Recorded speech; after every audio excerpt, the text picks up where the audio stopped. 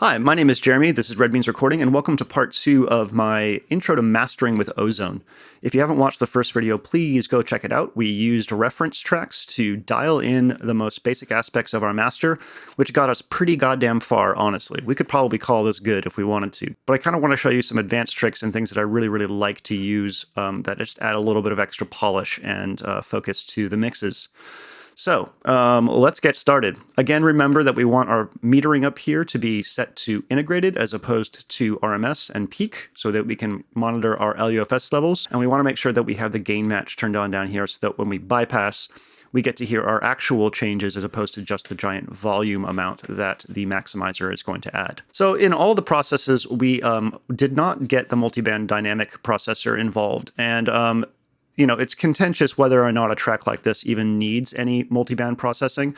And this is probably the most hand-wavy part of this whole process, but I'm going to try to explain to you sort of my philosophy regarding this. And mastering engineers in the chat, just go ahead and, turn your ears off real quick because this probably is going to seem like bullshit. So this is the Multiband Dynamics processor in Ozone.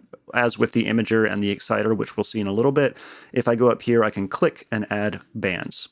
So we have 4 bands now. Each one of these represents sort of the major section of frequencies in music. We have basses and subs.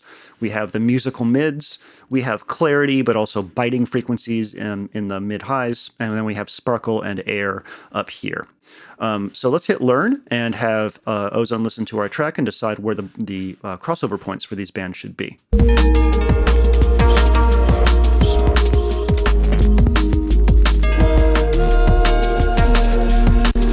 Once this is chilled out and learn has turned from blue to white again, it's done. Like with the imager that we went over in the last one, we get to now solo our bands and listen to them individually.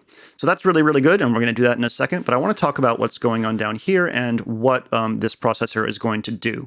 A compressor is a dynamic range processor, meaning that it will listen to an incoming volume, and depending on where the threshold is set, when the volume goes above the threshold, it will reduce the gain, the volume of that, based on the ratio. The speed of which that process happens is dictated by attack and release. I always have adaptive release on. I usually do not have auto gain turned on. Adaptive release will adjust the release characteristics of the compressor based on the incoming signal. One of the things that is also present in the maximizer, that's what IRC stands for, Intelligent Release Control. And it's incredibly important when it comes to limiting and stuff like that, so that the transients of your track and then the material that happens after the limiting or the compression sound very natural and don't start introducing volume artifacts. The reason I generally don't have auto on is because what this will do is auto compensate the gain based on the gain reduction. So the more gain reduction, the more it will turn the individual channel up. And I prefer to adjust things with the gain control here if I want to accentuate a particular band. So with that said, let's go ahead and listen to each one of our bands and see if we would benefit from any compression in any of these bands. And when I say benefit from compression, what I mean is I'm listening for stuff that is really sticking out. Like if I have disparate elements in a band that aren't really working together super well, then I might gel them with a little bit of compression.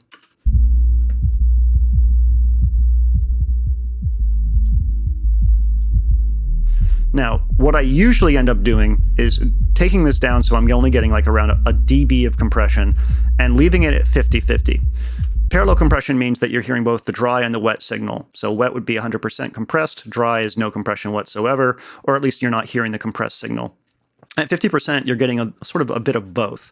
You're gelling the transients and material happening in that band a little bit, but you're also getting the dry signal passing through. This is also known as New York City compression and is really good for drums. If you're ever mixing, try a really hard, slappy compressor on your drums and then make it 50% wet, and congratulations, you have just done parallel compression.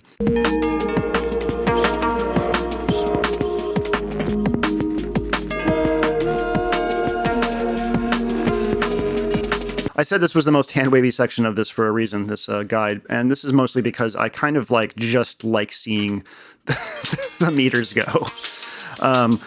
It's one of those things that I know is adding just a tiny bit of gel, and that's all I really want. And because a compressor has a attack and release characteristic to it, you can shape what's happening. You can shape the sort of transient hit and release of each of these sections. So if I had like, for instance, this happens a lot up in these highs here. If I had like a hi-hat that just had way too much attack to it, I might turn my attack down and use compression to sort of quell the transients of that hi-hat in a meaningful way. But again, without really messing up the overall balance of the whole thing. So. Great. So let's move on to my favorite processor of this whole thing, the real sort of magic sauce to an extent, and that's called the Exciter. Exciter is, like our other processors here, a multiband processor. So I'm going to turn on oversampling because I have a burly computer and oversampling will give me better quality. I'm going to add 4 bands and I'm going to hit learn. Once learn has chilled out, we now have our bands. They should look pretty similar to what we have over here. And let's go ahead and start listening to our bands. Before we do that, let me just explain a little bit what we're going to be doing here. Each one of these bands has a Exciter processor on it that's available to you with an amount and a mix, meaning, again, parallel processing and then the amount of the processing. You also get to choose from a host of different ways to excite your signal. And some of these have the effect of really creating a lot of energy in that band and distortion to an extent if you push them too hard. And other ones, like analog and warm, are going to sort of give you this smearing effect. So the reason that I would reach for, let's say, retro or triode is because I want to add sparkle and energy to a band. The reason that I might go for analog or warm is because I feel like there's too much disparity in that band and I kind of want to like chill it out a little bit. So let's listen to these real quick, the highs right here, and listen to what we can do with this exciter.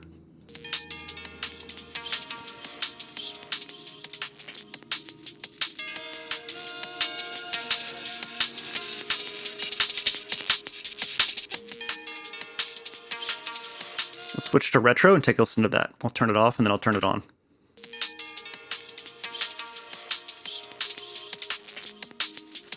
Now, it probably just sounds to an extent like a gain boost, but there's actually a little bit more going on here. Generally, saturators and stuff like that, like tape and stuff like that, when we talk about applying a saturator to a band, we're talking about adding harmonics, harmonic distortion to the band, which creates even more excitement on top because harmonics are sort of like frequencies above the fundamental frequency that's being created. So this is very, very useful when you want to excite a band because you're adding frequencies on top of it and high frequency energy creates excitement. So let's unsolo this and bypass the exciter.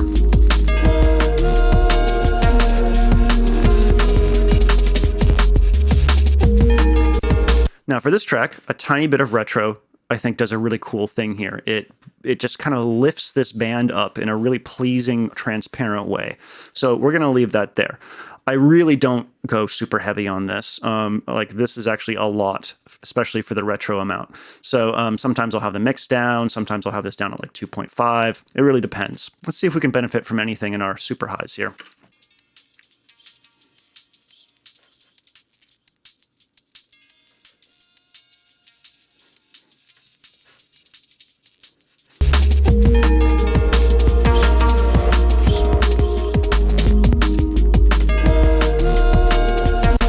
Yeah, I like that. I could accentuate these more, but I don't want to. I think with our match EQ really having boosted those, the exciter in the analog mode does a really nice sort of just gelling of those things up here.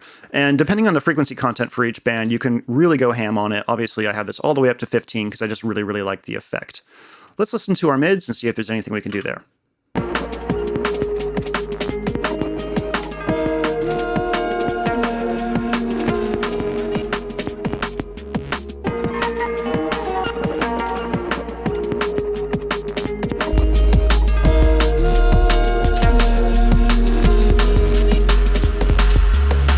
There's a reason why I consider this sort of like the secret sauce. It's really hard to sort of just like explain if you turn it on and off, like what you're hearing that's different. But having listened to what each band is doing with me and hearing what I've done to each band individually, I hope you can get an appreciation of just like sort of this ineffable coolness that this thing adds to the mix.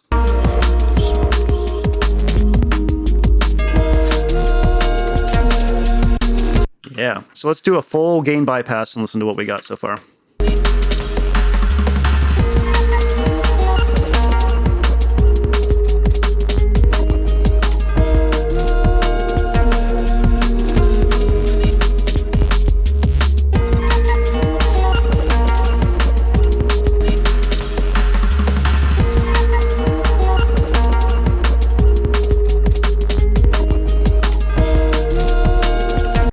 It's astounding in the same way that digital photography is astounding when you shoot RAW as opposed to JPEG, and you bring something into like Lightroom and you start processing it and realizing that there's all this information that can be hiding in your track. And when you start like digging into individual bands and doing individual processes to each one, you just like figure out that, wow, there's a whole world hiding in there that I might not have gotten in my mix. And I think that's really one of the amazing things about mastering that I really, really love. And yeah, it's just really, really cool. So the other tools that I reach for quite a bit are low-end focus. This will allow me to increase or decrease the contrast of my low end. So if you have a bass and a kick drum that are too separated or not separated enough, you can make a decision about gelling them down here. The other one that I reach for quite a bit is the spectral shaper. This is basically a de-esser. The spectral shaper will allow you to reach into a particular frequency and basically make very, very, very surgical reductions to that, which is incredibly useful. As you can hear, I'm just grabbing the tick of the snare right now. So if you've ever used a de-esser for your voice, this works in the same way, but you can use it on an entire mix. I sometimes put the pitch limiter right before my maximizer if my maximizer's threshold is way too far down here. Like if it's maxed out at like -20 and I need a little bit more gain, the vintage limiter works in the same way. So if I turn this all the way up to 0, so no maximizing is happening, go to the vintage limiter, we'll turn on true peak and give ourselves a ceiling of like 0.3 so that we don't clip. And you'll see that this gets louder.